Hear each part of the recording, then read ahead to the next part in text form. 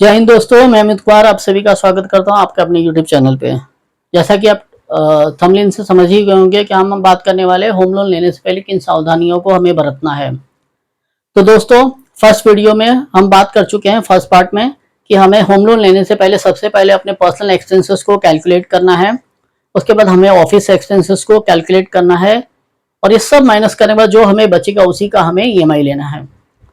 दोस्तों, होता क्यों है, ये क्यों इंपॉर्टेंट है, इस बात को जान लीजिए। इस चीज एक एग्जांपल के तौर पर कि होता क्या है कि लोग होम लोन तो ले लेते हैं, लेकिन लेने के बाद उन्हें पता ही नहीं होता कि उनके खर्चे कितने हैं। और वो जैसे ही 1 लाख का इनकम है तो उन्होंने 50 लाख का लोन ले लिया। अब उनका पर्सनल खर्चा है 60,000 का, तो 10,000 का जो शॉर्टफॉल होता है उनके लाइफ में, उसकी वजह से वो कर्ज के जाल में फंस जाते हैं। तो दोस्तों, वो क्या करते हैं, लोन लेने से पहले इन बातों की सावधानी नहीं बरतते हैं। दोस्तों, मैं अमित कुमार पिछले 20 साल से होम लोन फाइनेंस के लिए काम करता हूँ और अपने अनुभव से मैं आपको बताने जा रहा हूँ कि होम लोन लेने से पहले आपको क्या क्या सावधानियां बरतनी चाहिए। तो चलिए इस वीडियो की शुरुआत करते हैं। सबसे पहले हमने आपको क्या करना है कि आपका पर्सनल एक्सपेंसेस जो भी आपका खर्चा है वो कैलकुलेट कर लेना है। और कैलकुलेट क्या क्या करना है खर्चे में आपको फर्स्ट वीडियो में मिल जाएगा, आप देख लीजिएगा। उसके बाद अगर आप बिजनेस करते हैं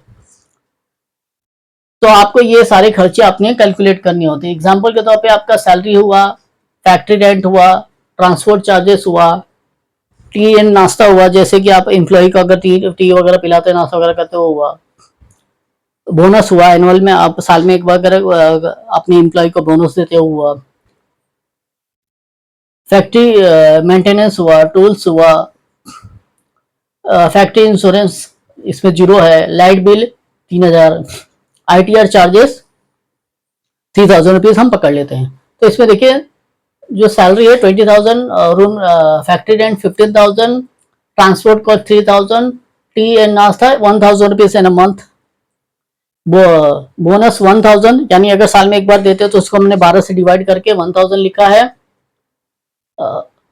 फैक्ट्री मेंटेनेंस 1,000 रुपीज, कभी भी मतलब हमेशा तो मेंटेन नहीं होता, कभी कभी कुछ खर्चा होता है, या शॉप है आपका जो भी हो जिसमें कुछ खर्चा आता है उसका। टूल्स, जो भी टूल्स आपके शॉप में या फैक्ट्री में लगते हैं उसका खर्चा 3,000 रुपया। लाइट व पंखा जो भी खराब होता है वो टूल्स वगैरह लगता है, जो भी लगता है आपका खर्चा वो। फैक्ट्री इंश्योरेंस 0 है, लाइट बिल आपका 3,000 रुपीज एक पकड़ लेते हैं। इसको टोटल करेंगे तो टोटल आपका खर्चा आ जाता है 50,000 रुपीज। पर्सनल एक्सपेंसेस आपका था 38,000 रुपीज, दोनों को टोटल करेंगे आपका आ गया 88,000 रुपीज। आपका ग्रोस इनकम था 1,00,000 रुपया। ग्रोस इनकम कितना था? 1,00,000 रुपया। ये इनकम था, इनकम आफ्टर टैक्स पकड़ लिया, इनकम पकड़ लीजिए आपका 1,00,000 रुपया है, ठीक है। अब इसमें टैक्स का पार्ट अगर मैं डाल दूं तो और भी माइनस हो जाएगा, तो टैक्स पकड़ लीजिए 2,000 रुपया। इसमें माइनस टैक्स भी कर देते हैं।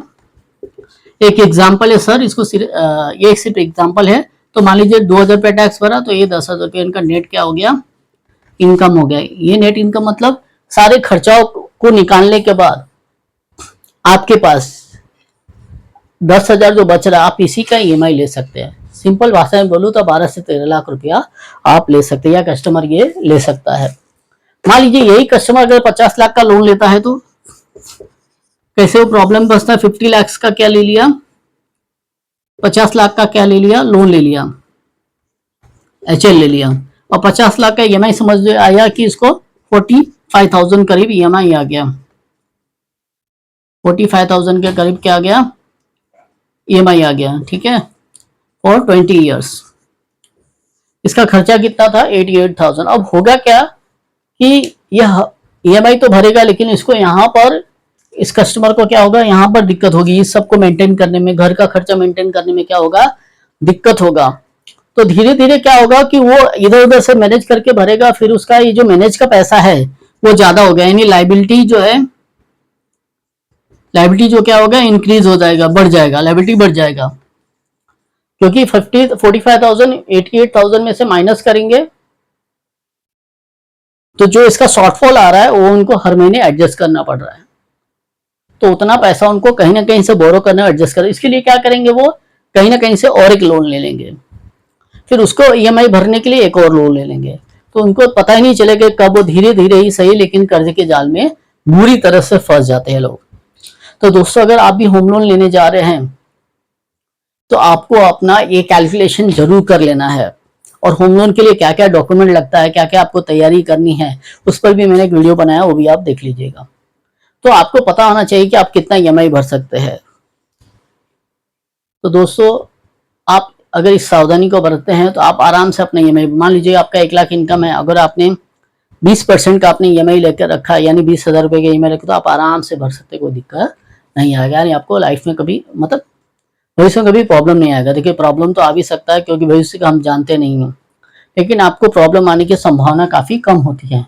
दूसरी क्या सावधानी बरतनी है, एक मोस्ट इंपॉर्टेंट पार्ट,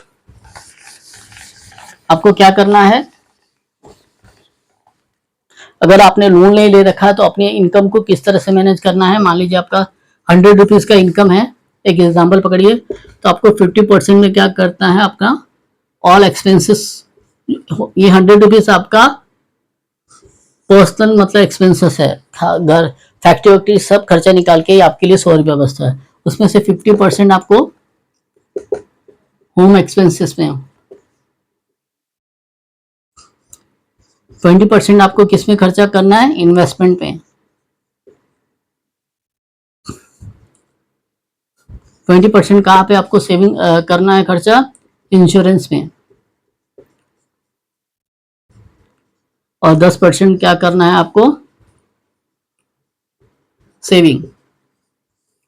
क्या कहना है, यानी 20-20-40, 10-50 और 50, इस तरह से आपको काम करना है। यानी 20% इन्वेस्टमेंट, यानी शेयर मार्केट अगर नॉलेज नहीं है तो बिल्कुल ना हाथ डालें उसमें। आप म्यूचुअल फंड ले सकते हैं, ठीक है, म्यूचुअल फंड में इन्वेस्टमेंट कर सकते हैं, या लॉन्ग टर्म इंश्योरेंस पॉलिसी में इन्वेस्टमेंट कर सकते हैं।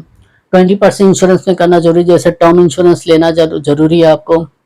अक्सर लोग क्या, होम लोन अगर लेते हैं तो होम लोन या टर्म लोन लेना बहुत ज़रूरी है, क्योंकि मान लीजिए मैंने होम लोन लिया 30 लाख का, 40 लाख का ईएमआई, 20 लाख का 20-25 हज़ार का ईएमआई है, और मुझे कुछ हो गया तो ईएमआई मेरे परिवार को ना भरना पड़े, इसलिए मुझे होम लोन ये इंश्योरेंस लेना जरूरी है। उसके अलावा हमें मेडिक्लेम,